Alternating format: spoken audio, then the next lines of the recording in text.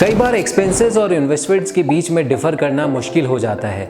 तो आज हम कुछ एग्जाम्पल से बहुत क्लियरली समझेंगे कि एक्सपेंसेस और इन्वेस्टमेंट्स में क्या एक्चुअल डिफरेंस है और कौन से एक्सपेंसेस को आप एक्सपेंसेस कंसीडर कर सकते हैं या फिर उसे इन्वेस्टमेंट कहा जाएगा।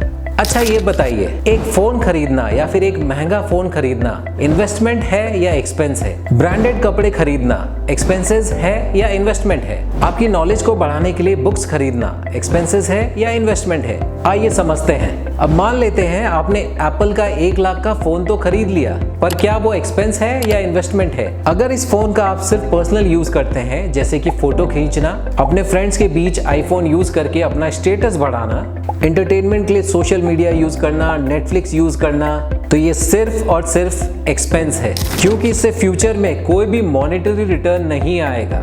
1 लाख के फोन को 1 साल बाद बेचेंगे तो आपको उसकी 50% वैल्यू भी नहीं मिलेगी, और इसलिए इसको डेप्रिशिएटिंग एसेट भी कहा जाता है। डेप्रिशिएटिंग एसेट्स का मतलब वो एसेट्स जिनको एक बार खरीदने के बाद उसकी वैल्यू हर साल घटती ही जाती है। और कार्स, व्हीकल्स, ये सबसे बड़ा और अच्छा एग्जाम्पल है डेप्रिशिएटिंग एसेट्स का, और इसको कभी भी इन्वेस्टमेंट का नाम नहीं दें। कार्स, महंगे फोन्स, ये सब जरूरत की चीजें हैं, लेकिन ये सब एक्सपेंसेस में आते हैं, इन्वेस्टमेंट में नहीं। सेम है ब्रांडेड कपड़ों के साथ। आज आपने कपड़े खरीद लिए तो कल क्या उसकी वैल्यू बढ़ेगी? नहीं। लेकिन क्या आप अपने यूज किए हुए कपड़े बेच सकते हैं? नहीं। इसका मतलब ये डेप्रिशिएटिंग एसेट भी नहीं हुए, ये सिर्फ एक्सपेंसेस हैं। आईफोन या कार्ड्स का एक्सचेंज वैल्यू तो है, इसका तो वो भी नहीं है। अब बुक्स की बात करते हैं। एक स्टॉक मार्केट, फाइनेंशियल मार्केट या इन्वेस्टमेंट से रिलेटेड बुक हो, सेल्फ डिसिप्लिन या सेल्फ मोटिवेशन की बुक हो, या कोई बिजनेस बुक हो, अगर आप इसे पढ़ते हो, क्योंकि हम बहुत बार बुक्स ले लेते हैं लेकिन पढ़ते नहीं हैं, अगर आप इसे पढ़ते हैं तो डेफिनेटली ये एक इन्वेस्टमेंट है। और अगर आप सिर्फ बुक्स लेने का शौक रखते हैं और उसे पढ़ते नहीं हैं तो ये सिर्फ एक्सपेंस है। बुक से जो हमें नॉलेज मिलती है, हम उसका रिटर्न्स नंबर्स में नहीं देख सकते, लेकिन बिलीव मी, नॉलेज से बड़ा कोई इन्वेस्टमेंट नहीं है। पेरेंट्स अपने बच्चों के एजुकेशन में जो पैसा लगाते हैं उसे हमेशा इन्वेस्टमेंट ही कहते हैं। वो एजुकेशन फ्यूचर में रिटर्न जरूर देता है।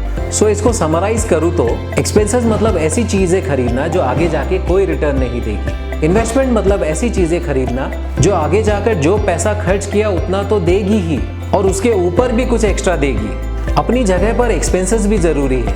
आखिर हम कमाते क्यों हैं?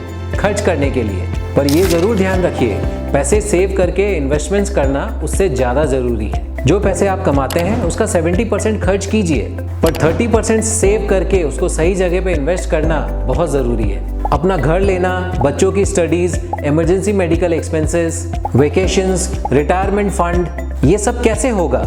एक्सपेंसेस और इन्वेस्टमेंट में दोनों में पैसे का आउटफ्लो होता है, पर एक में पैसा वापस नहीं आता और दूसरे में पैसा बढ़ के वापस आता है। लेकिन पैसा बढ़ के वापस कैसे आता है? अगर आपने सेविंग्स करके पैसे फिक्स डिपॉजिट में डाले तो वो 6 to 7% हर साल बढ़ के वापस आएगा। अगर आपने लैंड खरीदा तो वो भी 10 से 12% हर साल बढ़ सकता है। अगर आपने सही स्टॉक्स खरीदे तो वो डिविडेंड भी देंगे और स्टॉक्स की वैल्यू भी बढ़ेगी। और अगर आपने गोल्ड के ETFs खरीदे तो ये आपको महंगाई के बराबर रिटर्न्स तो दे ही देगी। इन्वेस्टमेंट्स करने के बहुत अलग अलग तरीके हैं। आप म्यूचुअल फंड्स ले सकते हैं, बॉन्ड्स खरीद सकते हैं, या फिर किसी बिजनेस में इन्वेस्ट कर सकते हैं। इन सब में आप अपनी सेविंग्स इन्वेस्ट करेंगे तो वो सेविंग्स आपके लिए काम करेगा और आप पैसिव इनकम जनरेट कर पाएंगे। इन्वेस्टमेंट्स का एक पूरा एपिसोड मैं अलग से लेके आऊँगा, पर इस एपिसोड में मेरा इंटेंशन था आपको ये बताना कि किस कैश आउटफ्लो को एक्सपेंस का नाम दें और किसको इन्वेस्टमेंट का। अगर आज आपको ये वीडियो पसंद आया तो अपने फ्रेंड्स और फैमिली से ज़रूर शेयर कीजिए ताकि वो भी इसका बेनिफिट ले सके। Till then keep learning and keep sharing.